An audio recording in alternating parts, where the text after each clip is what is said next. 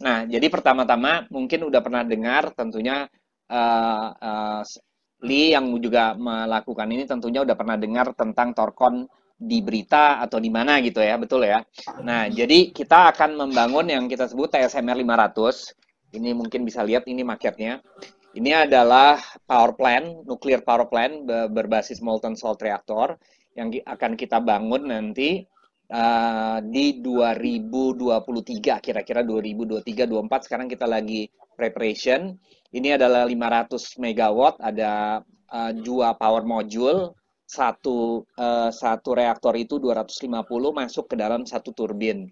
Nah, tentunya Lee juga udah tahu bahwasanya ini adalah uh, tanpa tekanan, ya, non pressurized reactor liquid, sehingga cost-nya di sini kenapa pemerintah tertarik dengan ini, karena cost-nya ini murah sekali gitu ya. We're looking at cost generating electricity generating cost-nya itu di bawah 3 sen. Jadi kita we're looking at bicara sama PLN itu di antara 6 sampai 7 sen. Artinya reaktor ini bersaing dengan batu bara. Nah, mungkin ini adalah satu-satunya reaktor nuklir di dunia ya, di dunia yang exactly bisa bersaing dengan batu bara. The most important thing about a new reactor is not that it's radically different, not that it uses the least amount of fuel, not even that it produces the least amount of waste. In the developing world, it's cost. Number two is cost. Number three is cost. You have to be safe, but after that, it's pure cost. So you got to look at the whole reactor design to say, well, what is your total cost when you're done? And I think we can make a decent case that an MSR, either pure uranium or with a mix of uranium and thorium, does work well for cost. Okay, and from my vantage point, I don't need processing now. I need cheap power plants now and build them before they build those coal plants, and then we'll have the money to do the rest. Nah, saya jelaskan mengapa desain philosophy Torcon itu merasa bahwasanya target desain mereka adalah keekonomian, karena mereka melihat bahwasanya market nuklir ke depan itu adalah di Asia maupun di Afrika, di mana mainly apa namanya power generation itu didominasi oleh batu bara, sebagaimana di Indonesia juga hampir 65% batu bara. Nah, karena mereka melihat bahwasanya di Amerika dan Eropa, ya, walaupun banyak merasa yang mengatakan bahwa saya market nuklir itu adalah di Eropa dan Amerika, padahal konsumsi listriknya akan turun. Yang akan istilahnya tenfold by consumption itu adalah Asia dan Afrika, apalagi Afrika ya, yang akan konsumsi itu naik terus. Nah, jadi sehingga bila mana market itu ke depannya untuk nuklir adalah di Asia dan Afrika, maka secara cost harus bisa bersaing dengan batu bara. Dan memang saya kebetulan masuk di dalam technical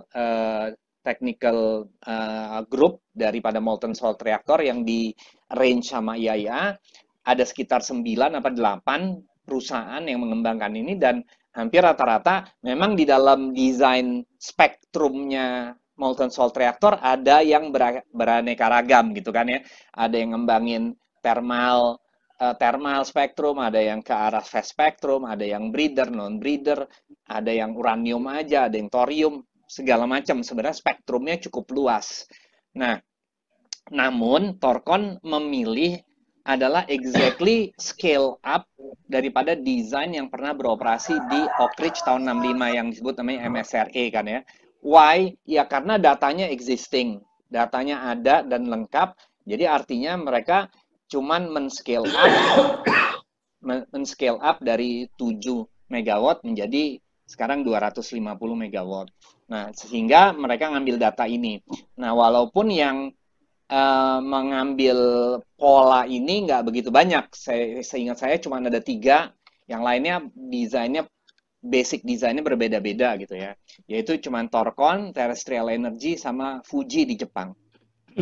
Yang lain agak sedikit berbeda-beda desainnya. Tapi Torcon Terrestrial Mafuji, kita basically ngambil desainnya MSRA, kita scale up, ya tentunya dengan berbagai modifikasi untuk disesuaikan dengan platform di mana kita akan berada.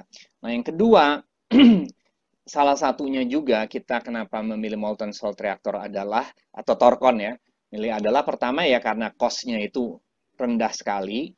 Nah, yang kedua adalah karena tingkat keselamatannya sangat tinggi gitu ya.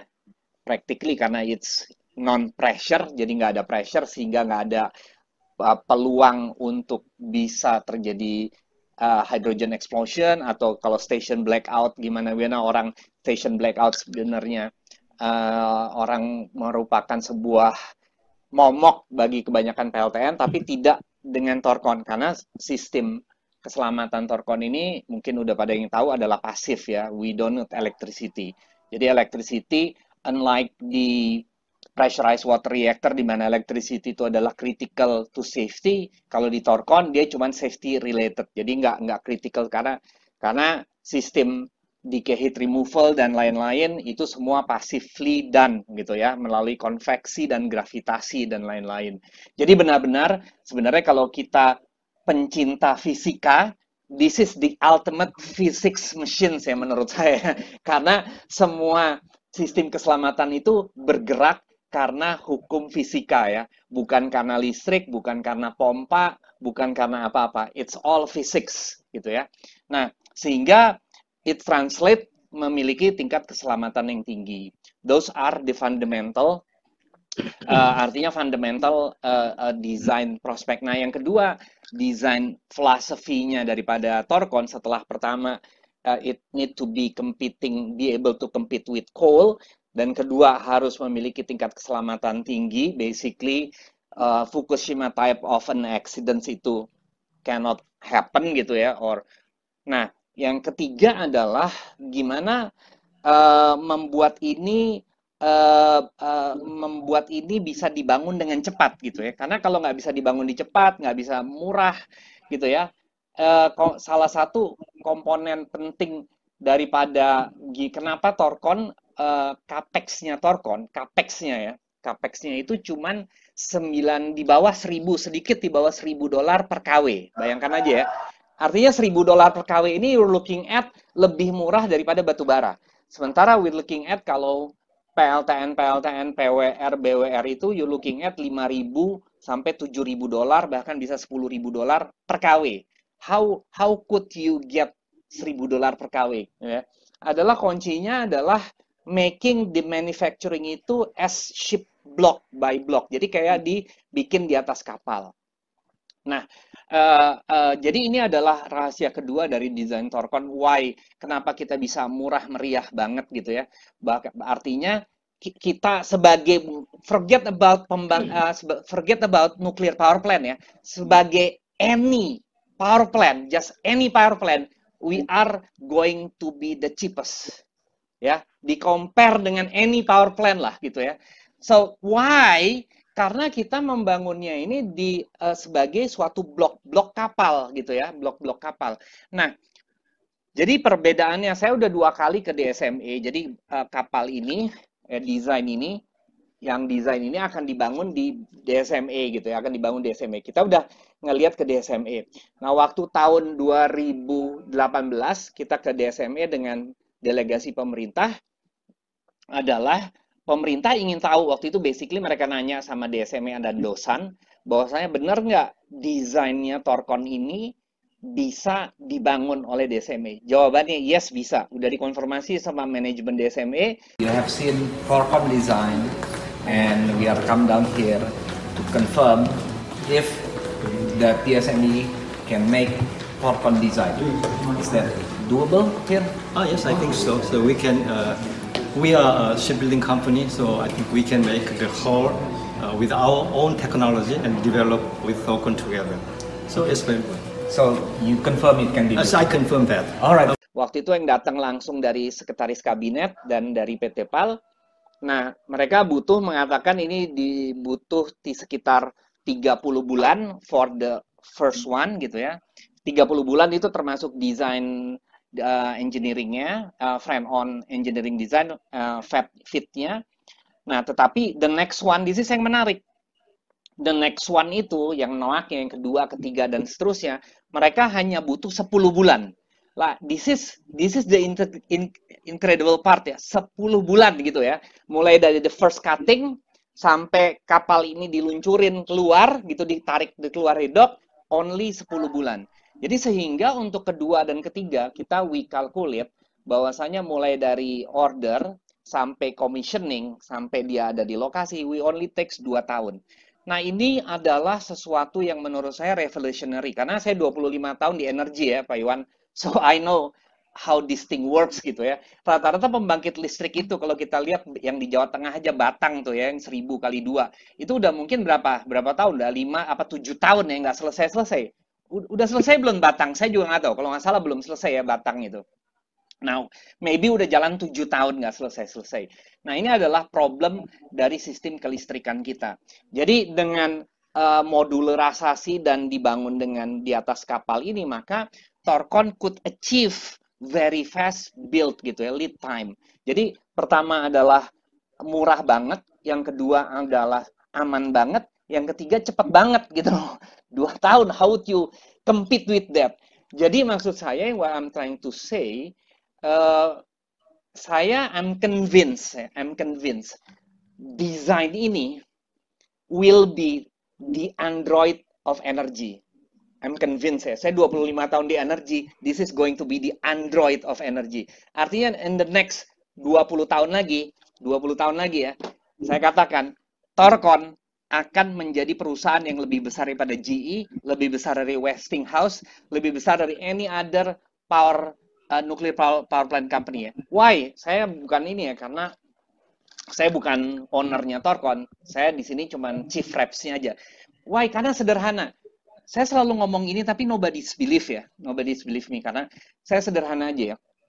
Kita tahu tahun 2000 kita pernah ada Nokia. Nokia itu dulu menguasain 70% dari pasar. Ya. Lalu kita tahu dulu tahun 70-an awal, kita tahu IBM. IBM itu dulu semua personal komputer dikuasain sama dia. Sekarang kalah, ya. Artinya kalah, tewas dengan Microsoft, ya, dengan ini. Begitu juga dengan Nokia yang menguasai 70% pasar, ya. Akhirnya mereka anjlok dan kalah didominasi oleh Android. Intinya apa? Lalu kita tahu Kodak. Kodak juga perusahaan 150 tahun akhirnya anjlok. Artinya anjlok, akhirnya bubar, bangkrut, kalah sama digital kamera yang memang mereka sendiri yang menemukan. Apa sih what's the key similarity ya? The similarity between Kodak, IBM, dan Nokia, tiga-tiganya they don't know their market. Mereka nggak kenal marketnya. IBM merasa bahwasanya bisnis komputer itu it's about hardware. Ternyata salah, bisnis komputer itu, bisnis IT, it's about applications, it's about ecosystem, it's about operating system. Gitu ya. So, kedua, Kodak apa? Kodak lupa. Dia bisnisnya adalah films, padahal the business is not film, it's about the picture itself kan. It's not once you have the camera and the films come together kan. Mereka nggak bisa ngelihat itu. Mereka they don't see bahwasanya eventually kamera dengan film itu harus jadi satu. Sama dengan Nokia. Nokia itu waktu itu tumbuh di mana industri voice teleponi gitu ya. Jadi telekomunikasi dan internet adalah terpisah. What Android did adalah menyatukan ini, bukan Android bahkan. Sebenarnya kan it happen naturally ya, antara teleponi sama internet. Tetapi Android melihat ini. Android melihat bahwa sih eventually ini akan merge. Dan Google karena yang menguasai internet saat itu, Google dulu kan nggak di bisnisnya teleponi. Ya kan? Nokia, Motorola di bisnis teleponi. Artinya they see the opportunity. Begitu juga yang I'm telling. Kenapa saya menceritakan ini? Karena I'm trying to put the big picture first ya. Banyak kesalahan orang energi, even orang nuklir sendiri. Nah, maksudnya they don't see the big picture gitu loh. Kita harus lihat big picture dulu. The big picture-nya itu adalah energi itu hanya berkembang nanti di Asia dan di Afrika. So what we are trying to say gitu ya. Energi itu need to be cheap. ya. Of course it need to be safe gitu ya. Tetapi we don't need to create. Contoh gini, saya selalu ngomong ke orang-orang ya. Di Indonesia itu kita nggak butuh Ferrari, kita butuhnya Innova, ya. So karena Innova udah cukup untuk kegiatan kita sehari-hari. Nah, yang what the nuclear industry are trying to do are creating Ferrari. What Thorcon are creating, we are creating Innova. Karena it's multi-purpose, murah, bensinnya ekonomis.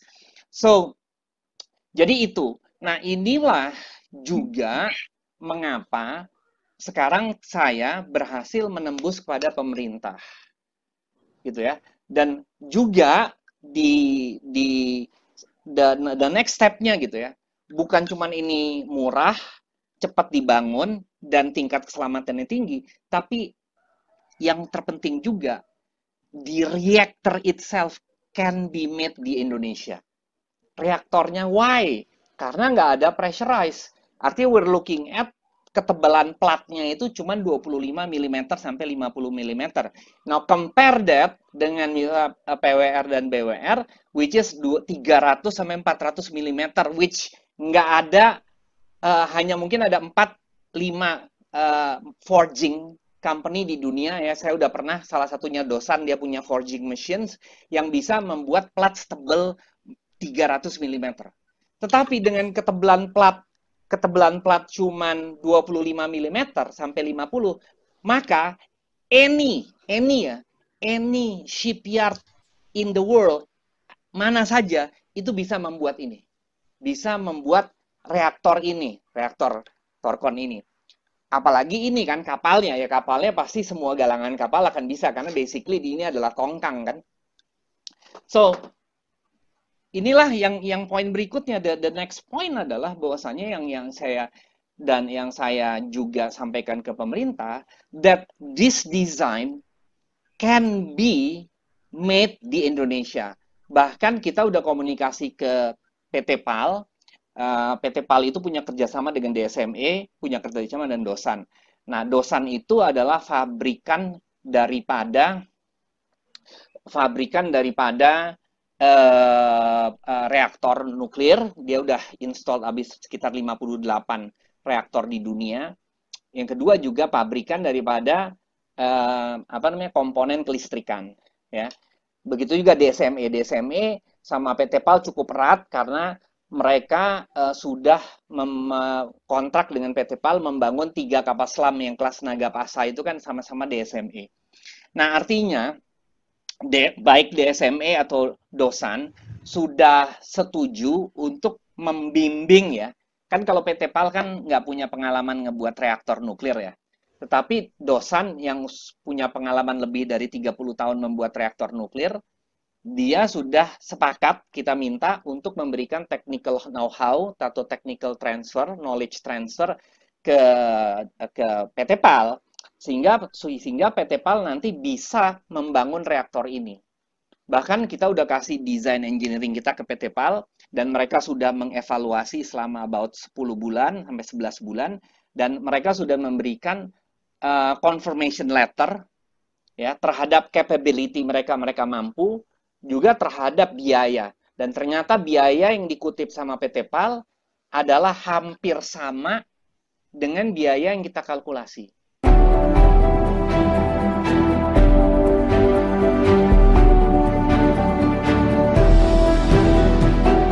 Setelah kami mempelajari requirement daripada Thorcon terhadap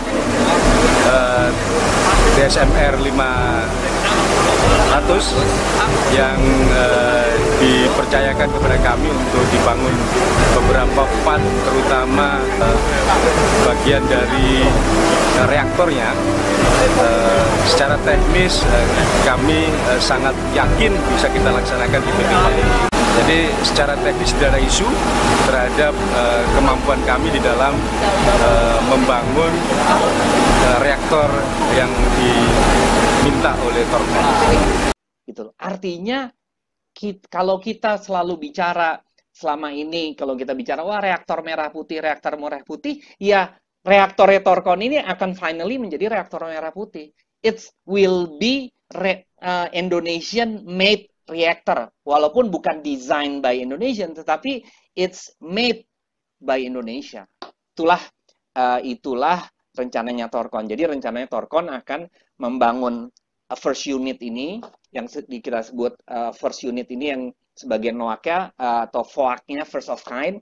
Sesudah first of kind ini dengan target 2023, kita mulai bangun 2023.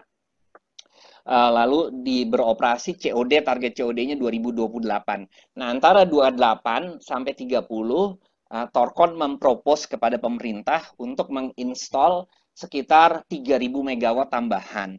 Nah, why 3.000 megawatt? Karena in order, kan biaya pembangunan FOAK kita itu sekitar 1.3 billion ya, sekitar 17 triliun. Nah, 17 triliun itu sebenarnya basically masuk ke dalam capex daripada yang NOAK-nya, yang kedua sampai ke 6, ke 8, dan seterusnya. Jadi once ini kita bangun dan kira-kira udah kelihatan, udah masuk kritikal, udah mulai kelihatan bagus, udah kelihatan akan sukses, kita udah run, kita akan bangun langsung NOAK-nya itu, end of a kind-nya, itu bukan 1, bukan 2, atau bukan 3, langsung 6. Jadi kayak gini filosofinya. Ini adalah filosofi yang agak berbeda dengan industri nuklir lainnya. Contoh, langsung kita bikin 6. 6 itu why? Untuk kita achieving wholesale price gitu. Artinya apa? Sama kayak kita bikin kaos ya. Kalau saya bikin kaos seperti ini cuman 1 biji, mungkin harganya 150.000. Tapi kalau saya dapat order misalnya dari UNS, mesen ke saya langsung 3 lusin, 4 lusin, kan costnya bisa 50.000. Tetapi kan cost pertamanya misalnya Pak Iwan order ke saya, kan nggak mungkin 50.000. Saya harus mesen yang satuan kan, bener nggak sih Pak Iwan ya? Nah mungkin Pak Iwan ngelihat Pak Bob, coba lihat, satu nanti direvisi, mungkin habislah 300.000 untuk yang sampel ini. Tapi 300.000 saya itu kan akan masuk ke dalam orderan yang 2 apa 3 lusin itu Pak Iwan ya.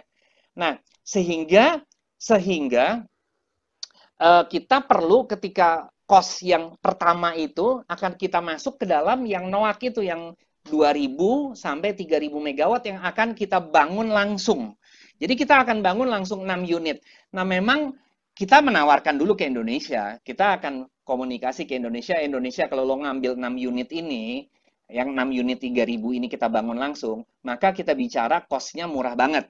We're looking at wholesale price kan, bener nggak Pak Iwan ya? Artinya we're looking at di bawah 6 sen, di bawah 5, sekian sen harga jual listriknya. Namun kalau Indonesia pun nggak tertarik, kita nggak ada masalah karena kita tahu once ini terinstall, once ini di license di Indonesia, orderan akan masuk ke seluruh dunia. Which is sayang sekali kalau Indonesia nggak ngambil. Tetapi diskusi saat ini sih Indonesia tertarik, ya akan tertarik.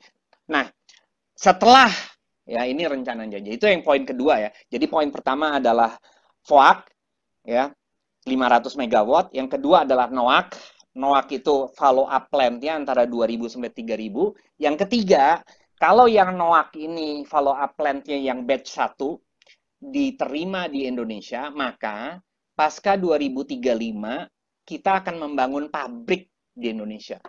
Nah, ini kita akan bangun pabrik gitu ya. Kita udah bicara sama DSME, kita udah bicara sama dosan, mereka tertarik kalau memang ada orderan masuk dari Indonesia, maka the next one 2035 kita akan buka pabrik which will absorb kurang lebih 10.000 sampai 15.000 orang. Ngebangun the whole. So this whole thing akan dibangun di Indonesia, this whole thing. The only thing yang nggak bisa adalah turbinnya. So we're looking at TKDN, nilai TKDN itu mendekati 50%, ya.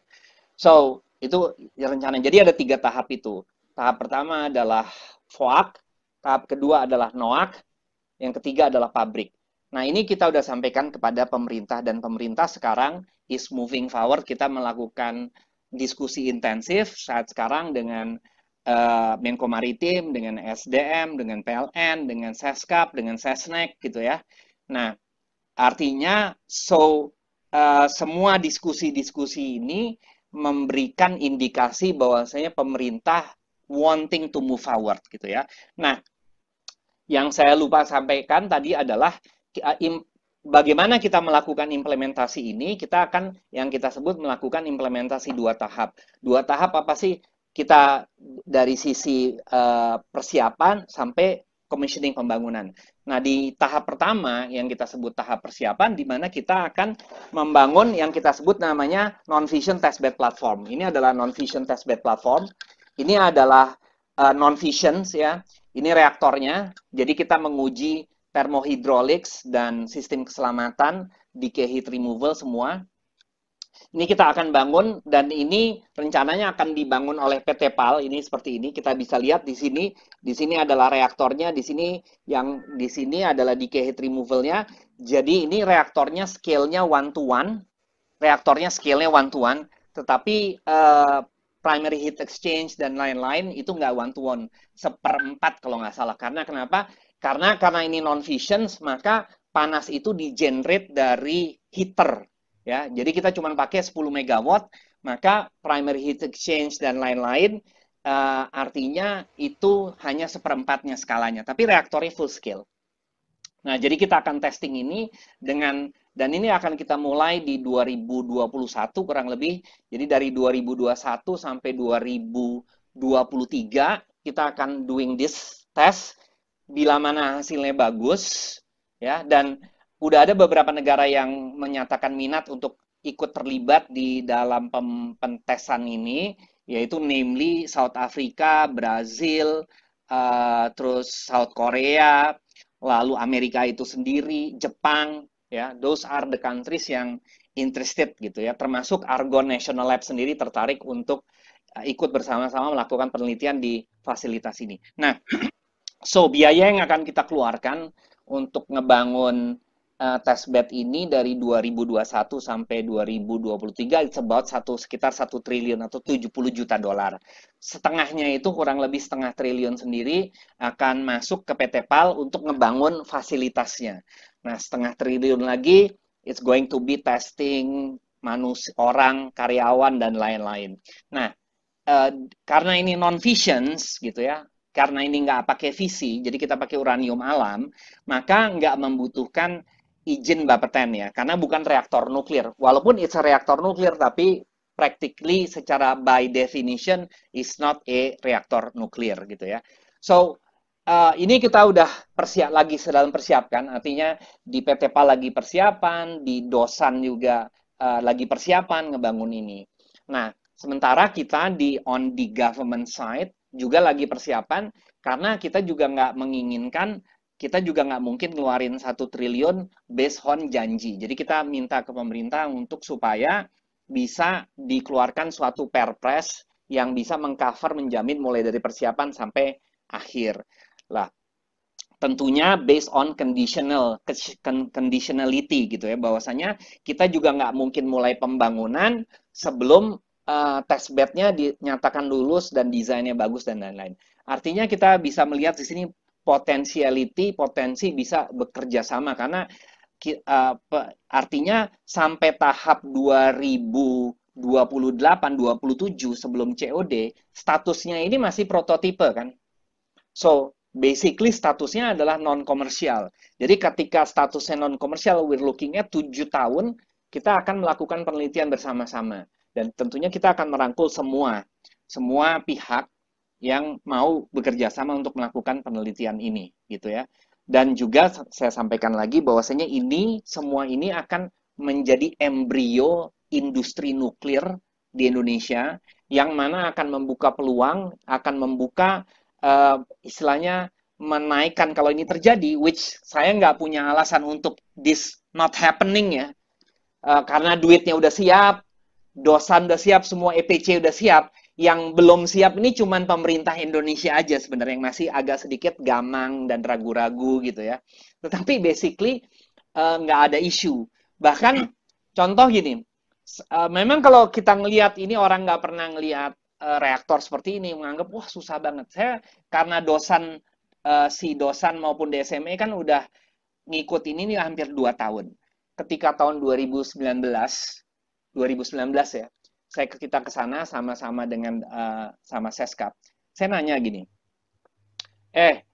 Dosan DSME saya tanya ya, menurut lo nih, menurut kalian, ya, kalau ini ngebangun ini, in the scale of 1 sampai 10, di mana 10 itu paling sulit lah, paling sulit. 1 itu mudah. Terus menurut lo ini ngebangun ini scale-nya berapa? Ya, about 4. Jadi bisa bayangkan nggak sih, buat mereka ini nggak susah. Istilahnya piece of cake lah, gitu loh. Nggak susah banget. Ini mudah banget gitu ya, mudah banget. Memang kedengarannya ribet, tetapi karena orang nggak pernah ngelihat, nggak pernah mengkaji, nggak pernah menghitung, nggak pernah ngelihat how this could be manufactured. Nah, PT PAL nih yang udah punya design engineering-nya, yang sudah kita training, sudah kita ini, bayangkan dia sudah mengirimkan surat dan mengkonfirmasi bahwasanya mereka bisa ngebangun reaktor ini, reaktor Torkon ya. Reaktor yang seperti ini reaktornya. Jadi this is the reaktor yang akan dibangun sama PT PAL ya. Yang kuning ini adalah reaktornya. Tolong Ra. Ya. Jadi dia bisa ngebangun reaktor ini. This is the reactor, this is the pot. Ini adalah fuel dump tank, emergency fuel dump tank. Ini adalah can, inilah yang diganti-ganti nanti. Mereka bisa membuat ini selama 1 tahun. Hanya 1 tahun. Dan the next one, mungkin mereka akan bangun 4 pertama. Dan berikutnya, setelah mereka terbiasa, mereka bisa cut down on the time it takes menjadi 6 bulan. 6 bulan aja gitu loh. So, jadi saya nggak melihat bahwasanya sesuatu yang memang kalau orang belum mengkaji, melihat masih seolah-olah, wah, ini Torkon orangnya pada mimpi semua. Persoalannya nggak mungkin mimpi, uang kita di sini buka kantor kan, ini saya samain, kita buka kantor, saya punya karyawan, kita keluar miliaran setiap tahunnya untuk kantor kita. Jadi nggak mungkin lah, kecuali saya di sini nggak keluar duit ya, gitu ya, nggak keluar duit, nggak ada karyawan, mungkin boleh dikatakan mimpi. Problemnya adalah kita nggak pernah melihat secara jelas. Nah, itu adalah rencana Torkon. Nah, yang berikutnya saya mau sampaikan sedikit secara cepat adalah masalah nuklir di Indonesia ya. Orang ketika bicara nuklir di Indonesia selalu merasa bahwasanya wah, opsi terakhir, wah, belum siap, regulasinya begini-begini. Padahal itu semua nggak benar. Nah, saya bicara sekarang regulasi dulu ya, sekarang secara regulasi. Banyak orang nggak sadar bahwasanya nggak ada regulasi yang melarang pembangunan PLTN. Nggak ada. Gitu ya. Nah, cuman problemnya orang terjebak dengan kata-kata opsi terakhir. Nah, pertama ini dulu ya. Saya ada menyusun sedikit, istilahnya sedikit, dasar hukum regulasi kenapa PLTN itu bisa dikembangkan dan desain kita juga bisa diimplementasikan ya. Orang, 2 hal aja yang saya ingin sampaikan.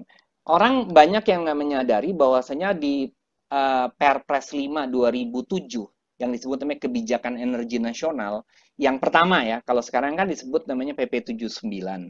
Nah, yang PP 79 ini selalu orang bicara opsi terakhir. Namun di Perpres 5 2017 itu kebijakan nasional saat itu sudah direncanakan untuk membangun PLTN 4.000 megawatt. 4.000 megawatt. Yang dimana yang pertama itu beroperasi 2016, unit pertama. Waktu itu pakai APBN. Itulah saat itu dasar hukumnya, mengapa saat itu di Muria dilakukan kegiatan studi tapak. Nah, kegiatan studi tapak di Muria yang waktu itu dimulai sama Batan, sebenarnya dasarnya itu adalah Perpres 5. Ya. Nah, itu poin pertama. Yang kedua lagi, ada RPJPN, jadi Rencana Pembangunan Jangka Panjang Nasional. Itu Undang-Undang 17 2007. Jadi ada Undang-Undang 17, ada waktu itu Perpres ini. Nah, di dalam Undang-Undang 17 2007, sesungguhnya udah disampaikan bahwa pada tahun 2024 Indonesia memanfaatkan nuklir sebagai sumber energi. Nah, itu jawabannya. Nah, berikutnya lagi PP 79 tentang Kebijakan Energi Nasional yang jilid 2. Memang di situ orang selalu mengatakan opsi terakhir. Namun kadangkala banyak orang tidak melihat kata-kata penjelasan opsi terakhir, apa sih maknanya opsi terakhir? Maknanya di dalam opsi terakhir itu sebenarnya di dalam PP 79 itu dikatakan bila mana telah dilakukan kajian dan adanya kebutuhan mendesak, maka PLTN dapat dimanfaatkan. Adanya kepentingan mendesak. Pertanyaannya adalah, ada nggak kepentingan mendesak? Kalau menurut saya ya ada 5 hal. Tapi nggak usah menurut saya. Sekarang menurut SDM sendiri bagaimana? Nah, Menteri SDM sebenarnya udah menjawab, yaitu di mana? Di Kepmen 39.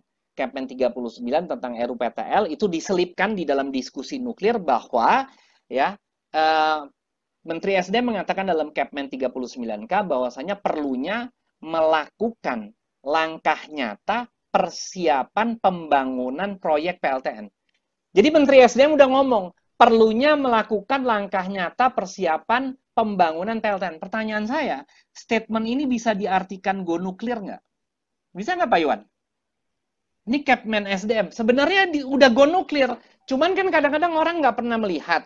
Karena orang selalu melihat, oh, harus ada perpres, harus perpres. Padahal karena di dalam undang-undang ketenaga nukliran yang menyatakan nuklir, go nuklir itu adalah bukan presiden loh, tetapi menteri yang membawahi kelistrikan. Jadi ketika Menteri SDM mengatakan untuk melakukan langkah nyata persiapan pembangunan proyek PLTN, itu basically udah go nuklir. Basically go nuklir. Ya. Cuman kan banyak orang-orang di sektor nuklir nggak pernah nge-push itu. Padahal udah ada. Nah, lalu paragraf berikutnya Menteri SDM mengatakan, mengingat sudah menipisnya sumber energi primer, ya, dan lamanya pembangunan PLTN. Jadi mengingat itu sebenarnya di sambungannya Menteri SDM sudah menjawab aspek keterdesakan di dalam PP 79. Nah, itu dasarnya. Lalu kedua, banyak ketika kita ngomong desain Torkon, orang selalu mengatakan, wah ini nggak proven, ini nggak proven, nggak proven. Betul kan? Ini selalu yang dilempar-lempar. Pertanyaannya apakah benar desain Torkon nggak bisa dibangun? Jawabannya bisa. Siapa yang bilang nggak bisa? Sebagai reaktor daya non-komersial, yaitu yang disebut namanya prototipe. Ya, walaupun memang betul di dalam di dalam PP 2 2014 tentang perizinan reaktor daya non komersial itu memang yang diberikan izin adalah Batan. Tetapi kan ini sekarang tinggal persoalannya apakah tinggal kerjasama sama Batan atau penugasan kepada Batan.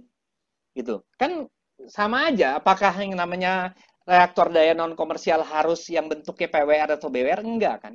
Yang namanya reaktor daya komersial di dalam PP 2 perizinan Bapeten itu nggak ada jenis. Cuman artinya reaktor daya komersial adalah reaktor yang belum pernah dibangun. Itu aja kan. Which MSR belum dibangun secara komersial. Nah, jadi sehingga dengan kata lain, desain Torkon ini bisa dibangun. Ya. Cuman apakah Batan mau bekerja sama secara sukarela apa tidak? Sampai saat ini memang kita selalu mau ngajak kerja sama Batan selalu ditolak dengan alasan yang nggak jelas. Saya nggak tahu lah itu nanti bisa ditanya sama Pak Tagor kenapa. Namun juga bisa dilakukan penugasan. Pemerintah bisa menugaskan Batan. Nggak ada isu sebenarnya. Ya, dan ketika Batan ditugaskan oleh pemerintah, masa Batan menolak? Kan nggak mungkin juga menolak kalau ditugaskan dengan perpres. Nah, itu poin pertama. Yang kedua ya, jadi pertama kerjasama. Dan kalau nggak mau kerjasama, ya ditugaskan. Kalau nggak ditugaskan, ada lagi yang ketiga, yaitu sekarang narasinya di Omnibus Law, nih sekarang draft Omnibus Law, itu sudah membuka peluang untuk swasta melakukan litbang nuklir. Jadi bukan swasta aja, universitas. Sekarang kan universitas nggak bisa ya. Universitas nggak bisa membangun reaktor daya, hanya bisa penelitian-penelitian yang sifatnya on paper. Tapi ketika udah ngebangun reaktor, universitas nggak bisa. Nah, di dalam Omnibus Law ini nantinya, itu peluang itu dibuka. Artinya, bahwasanya ternyata berdasarkan kajian, ya, di mana saat ini berdasarkan Undang-Undang Ketenaga Nukliran, di mana litbang itu dimonopoli oleh Batan, itu melanggar undang-undang. Karena di dalam undang-undang pasal berapa? Yang tentang inovasi? Oh, Undang-Undang Dasar 28C. Di dalam pasal 28C, UUD, Undang-Undang Dasar pasal 28C, yang namanya teknologi, pemanfaatan teknologi itu hak semua orang. Jadi sesungguhnya nggak bisa dimonopoli oleh negara ya, yang dalam hal ini Batan nggak bisa, itu udah melanggar. Oleh sebab itu di dalam Omnibus Law itu ditorpedo, dibuka. Nah, yang berikutnya lagi adalah di dalam revisi Undang-Undang Ketenagaanukliran yang udah draftnya juga udah masuk ke dalam BRIN ke pemerintah, di draft revisi Undang-Undang Ketenagaanukliran juga monopoli Batan itu juga udah dibuka. Artinya bukan hanya Batan yang boleh melakukan membangun reaktor daya non komersial. Artinya universitas pun bisa, swasta pun bisa, koperasi pun bisa. Artinya sehingga